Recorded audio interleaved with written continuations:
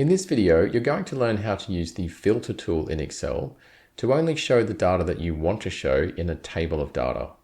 And if you'd like to grab a copy of the Excel file I use in this video, just click on the link in the description below.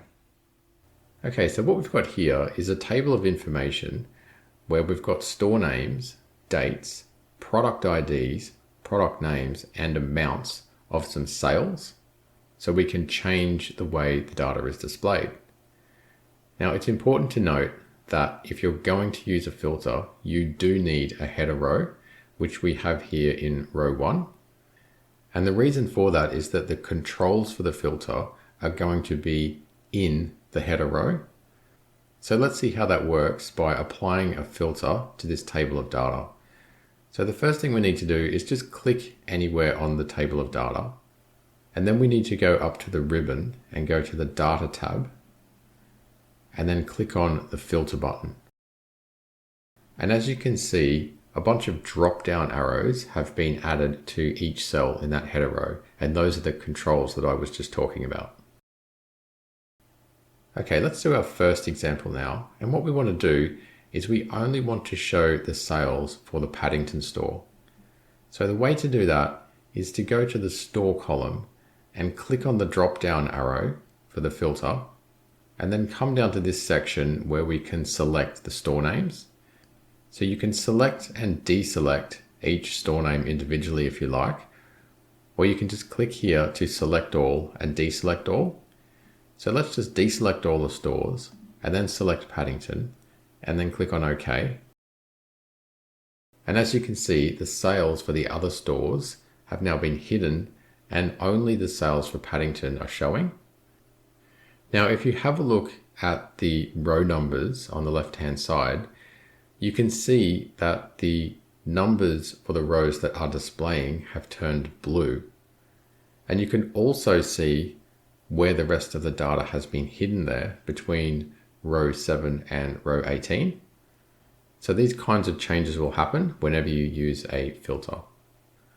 Now let's have a look and see how we can show the sales for Paddington and Tunbridge.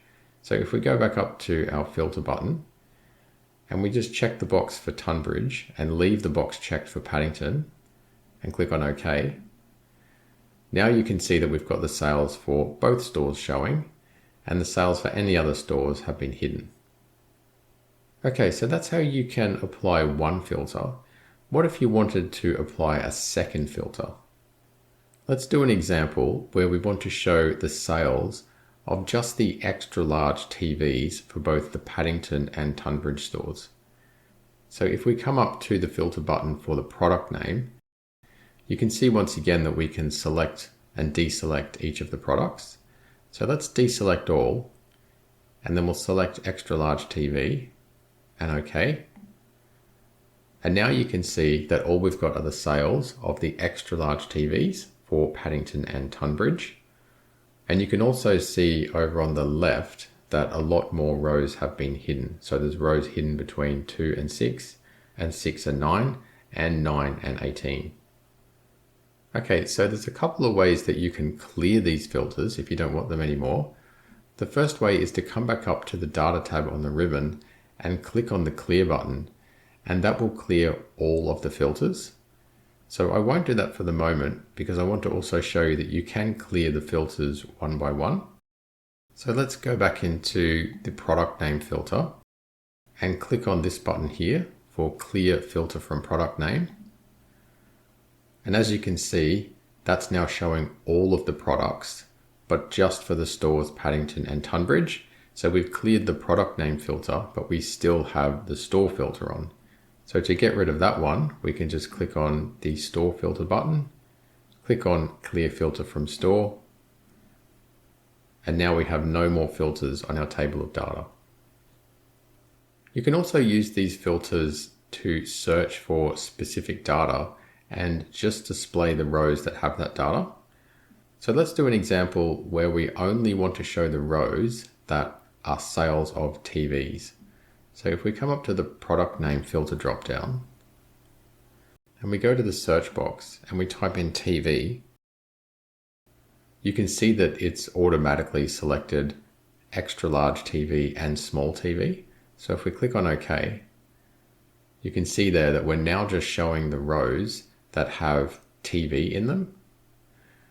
So let's just clear that one off. And I'll just show you how to show all the rows that do not contain TV.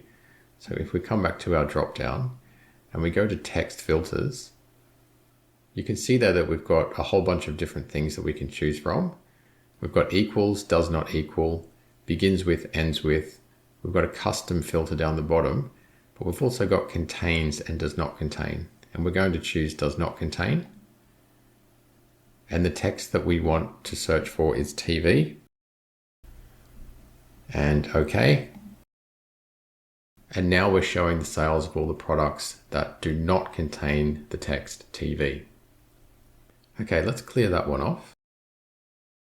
And this time, let's display only the sales that have an amount greater than 1,000. So if we go to amount and then number filters, again, you can see there's a whole bunch of different options there. Let's choose greater than, and we'll type in 1,000 and click OK. And now we're displaying all of the sales that are 1,000 or greater. So let's clear that one off and we'll do one more example. Let's filter the table to only show sales for the dates in between 3rd of January and 24th of January. So if we go to the drop down for date and then we go date filters, you can see that there's quite a few options there. But what we want is between. And in the after or equal to box, I'll type in 3rd of January 24. And in the before box, I'll type in 10 January 24. And we'll click on OK. And now we're just showing the sales that fall between the dates 3rd of January and the 10th of January 2024. Okay, and this time we'll go up to the clear all button and click on that. And now we have our original table of data with no filters on it.